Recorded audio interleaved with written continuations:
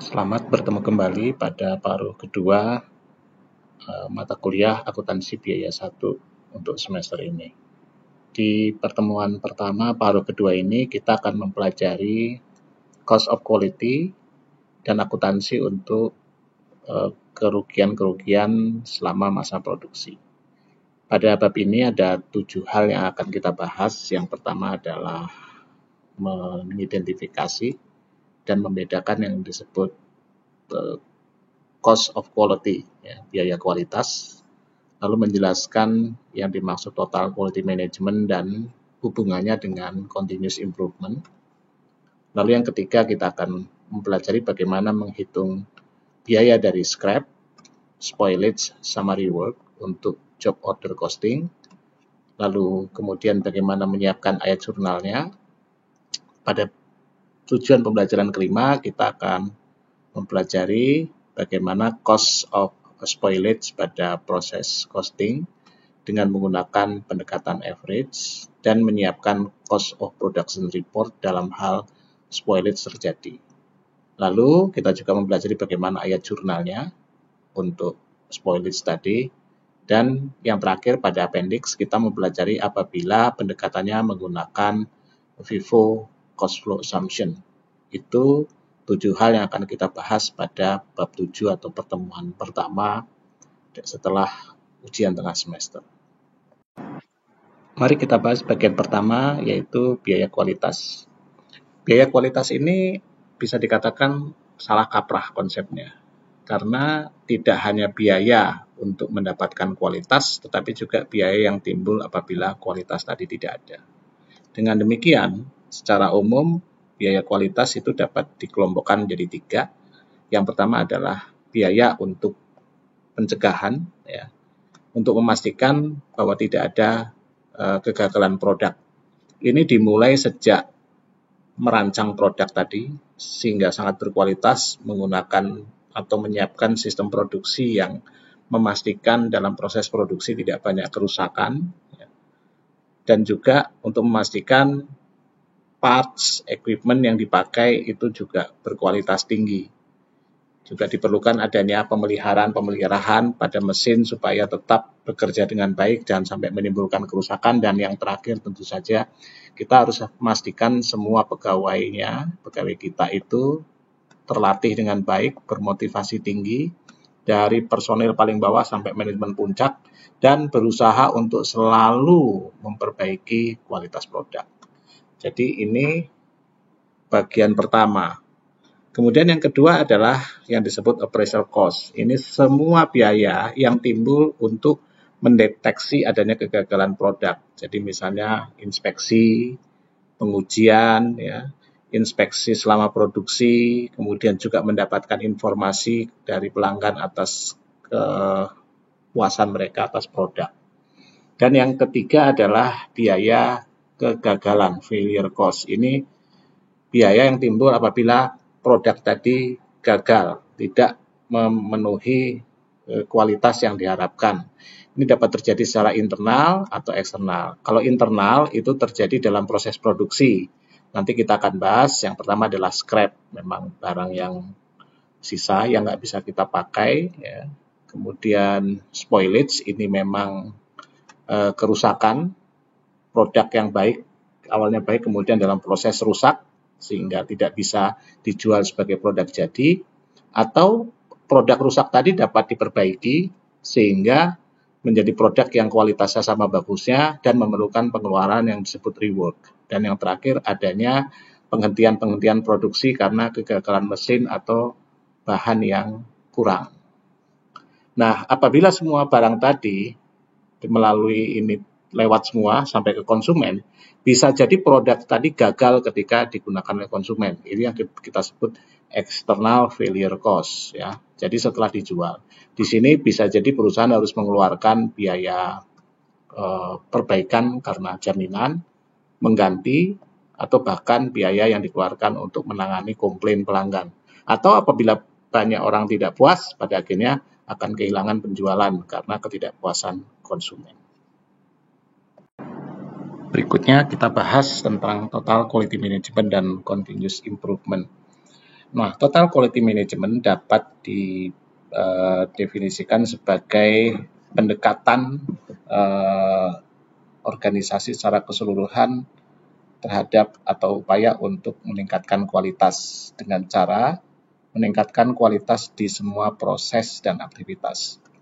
Jadi ini bukan sekedar teknik, ini merupakan filosofi atau cara melakukan bisnis. Jadi total quality management ini sebenarnya bukan lagi pendekatan tetapi filosofi atau cara melakukan bisnis yang meliputi keseluruhan organisasi. Jadi TQM ini tidak bisa hanya kita berbicara di produksi, tetapi secara keseluruhan dari awal perusahaan mengidentifikasi apa yang menjadi layanan utama mereka kepada pelanggan sampai pada akhirnya mereka bisa membutuhkan bahan dan sebagainya untuk proses produksi yang tepat.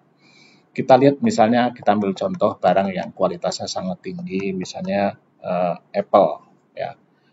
Apple dalam bisnisnya, tujuan utama mereka adalah memastikan semua aktivitas bisnis itu melayani pelanggan. Tentu saja pelanggan ini tidak semua, artinya pelanggan yang bersedia untuk membayar. Apple akan membebankan harga yang tinggi, tetapi pada mereka yang mau membayar dengan harga tinggi, maka Apple berusaha memuaskan mereka semua. Jadi di sini tidak hanya sekedar tangible, barang yang kelihatan saja, ya, kualitas tadi. Kalau kita lihat Apple kan sederhana, rapi, kemudian kualitasnya itu awet dan juga warnanya lebih cerah, baterainya lebih tahan lama dan sebagainya. Apa yang menjadi penting bagi konsumen, semuanya dimasukkan ke dalam proposisi dari produknya. Oleh karena itu, semua pegawai di sana harus mampu mengidentifikasi siapa pelanggan mereka dan menentukan needs dan prioritas dari pelanggan. Ini melalui proses interaksi dengan pelanggan. Kadang-kadang melalui market research, kadang-kadang melalui consumer feedback, dan sebagainya. Di sini penting, TQM memastikan tujuan perusahaan adalah untuk melayani pelanggan. Tentu saja dalam rangka menghasilkan laba. Kemudian, TQM ini tidak bicara kualitas pada level di produksi, tetapi mulai dari top manajemen itu menjadi leader yang aktif dalam peranannya untuk meningkatkan kualitas. Jadi setiap hal-hal yang dipandang itu punya persoalan dengan kualitas, maka mulai dari top manajemen sampai ke bawah mereka harus selalu aware dan selalu pastikan bahwa ini harus diatasi. Misalnya ketika CEO dari Apple kemudian mendapatkan informasi bahwa produk Apple itu dapat di jailbreak dengan mudah, maka CEO akan alert kepada perusahaan atau organisasi, pada tim engineer untuk memastikan itu dapat diatasi. Sehingga harapan mereka adalah mereka selalu mengupdate software di dalam komputer mereka atau HP mereka supaya sebelum ada masalah muncul mereka sudah dapat menyelesaikan. Jadi di sini mulai dari top manajemen sampai di bawah punya komitmen untuk memastikan setiap ada masalah mereka selesaikan bersama dan kalau bisa mereka mengantisipasi jangan sampai ada masalah di masa depan. Ini perlu, tone at the top perlu. Pimpinan perlu menunjukkan bahwa mereka care terhadap hal ini. Lalu tadi yang saya katakan, semua pegawai itu aktif terlibat dalam quality improvement. Siapapun juga, setiap orang yang menemukan ada kesalahan baik di dalam proses maupun di dalam produk, maka dia bisa menghentikan semuanya untuk mencari apa permasalahannya dan kemudian menyelesaikan. Jadi di sini TQM memastikan semua orang dalam semua level berusaha memperbaiki kualitas produk yang mereka lakukan atau yang mereka kerjakan, ya, dan yang mereka dapat kendalikan secara individu. Kemudian yang keempat, perusahaan harus mempunyai sistem untuk mengidentifikasi ada masalah kualitas, kemudian menyiapkan solusinya, dan menentukan peningkatan kualitas, target peningkatan kualitas. Jadi ada sistem yang kalau ada persoalan dari produk, dari layanan, mereka segera alert, ada informasi, kemudian mereka segera membahas supaya ada solusinya untuk memperbaikinya. Dan setiap tahun atau setiap periode mereka harus menyiapkan misalnya mengurangi keluhan pelanggan sekian persen, mengurangi kerusakan produk sekian persen, memastikan semua standar dalam pelayanan itu yang sesuai dengan SOP sekian persen. Jadi semakin lama persoalan atau penyimpangan terhadap standar, terhadap kriteria, terhadap target itu semakin diperkecil setiap saat ke depan. Ini nanti akan sangat berkaitan dengan konsep yang disebut continuous improvement. Kemudian poin terakhir yang kelima adalah bahwa yang paling utama bagi manajemen adalah orang, karena mereka lah yang bisa melihat ada masalah, memperbaiki.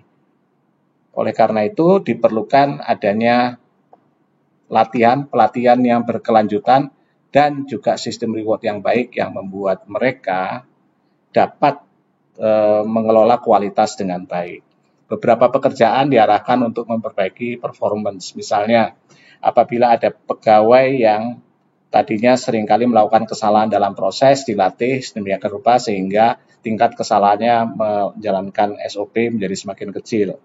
Apabila ada beberapa karyawan yang sering mendapat komplain dari pelanggan, maka diidentifikasi, dilatih untuk bisa menghadapi pelanggan yang lebih baik. Dan banyak lagi. Itu beberapa contoh saja bagaimana total quality management itu tidak sekedar inspeksi atas kualitas, tetapi keseluruhan sistem dalam organisasi yang memastikan proses dijalankan dengan benar, hasilnya, produknya berkualitas dan sesuai dengan kebutuhan para pelanggan.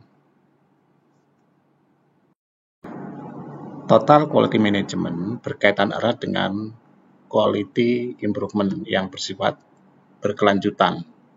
Karena dengan model atau pendekatan atau sistem yang dibangun melalui total quality management, perusahaan dapat meningkatkan kualitas mereka secara berkelanjutan.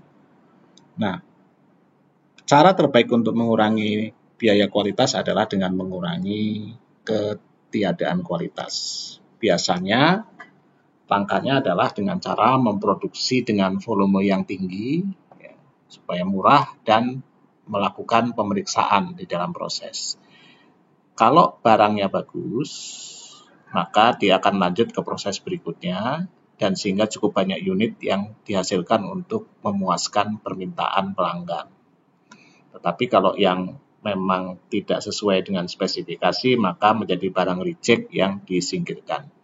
Pendekatan ini mempunyai dua masalah. Masalah pertama adalah biasanya kerusakan terjadi di menjelang akhir sehingga sudah terlambat untuk mendeteksi adanya kerugian. Jadi tidak dideteksi dari awal.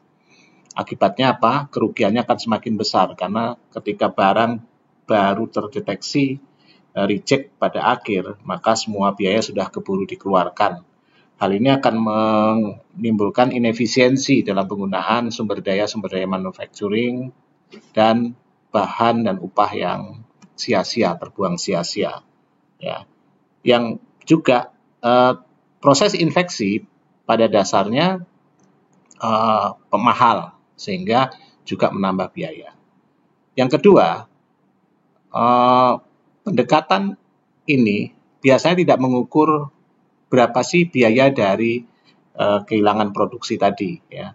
Cost of scrap, spoilage, rework, itu biasanya dianggap normal dalam proses produksi, sehingga kita membangun sistem yang di dalamnya ada waste dan inefisiensi. Nah, pendekatan yang lebih baik adalah konsentrasi pada pencegahan. Jadi mulai dari awal, mulai dari merancang, bagaimana merancang produk yang berkualitas tetapi mudah diproduksi.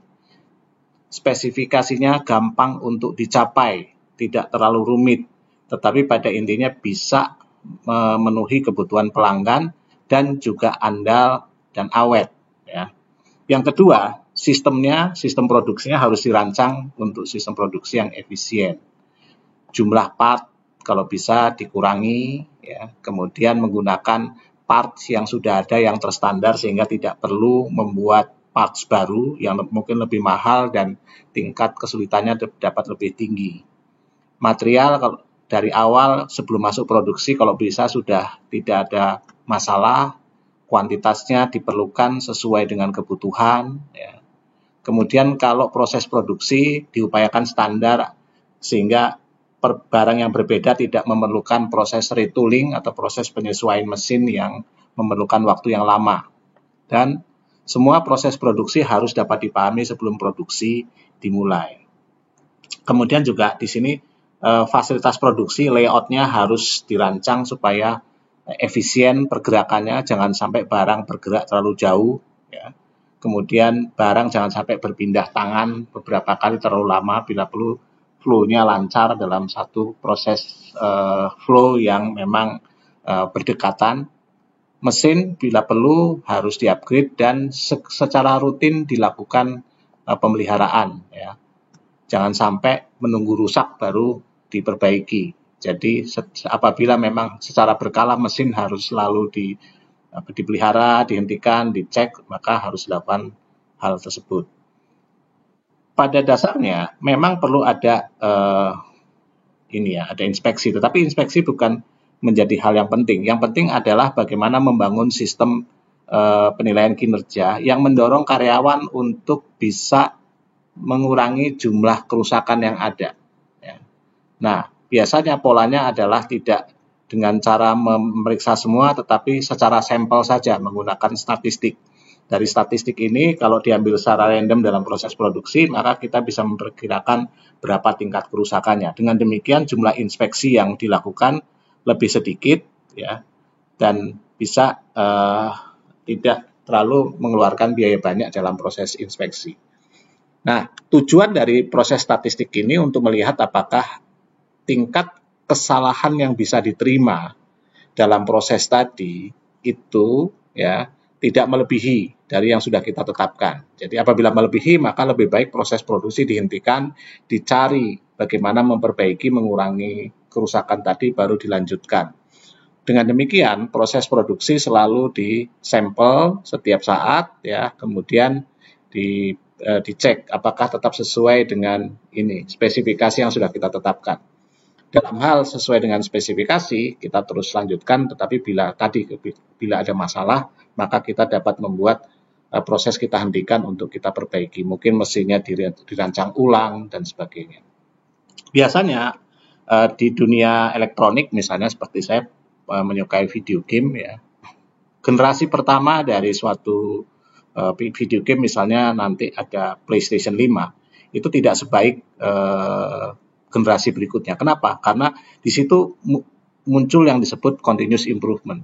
Jadi dalam produksi yang versi pertama, Sony akan benar-benar mempelajari apa yang jadi masalah, berapa banyak tingkat kerusakan dan sebagainya. Kemudian mereka meredesain ulang dan membuat itu lebih simple, lebih slim, dan lebih awet, lebih bagus.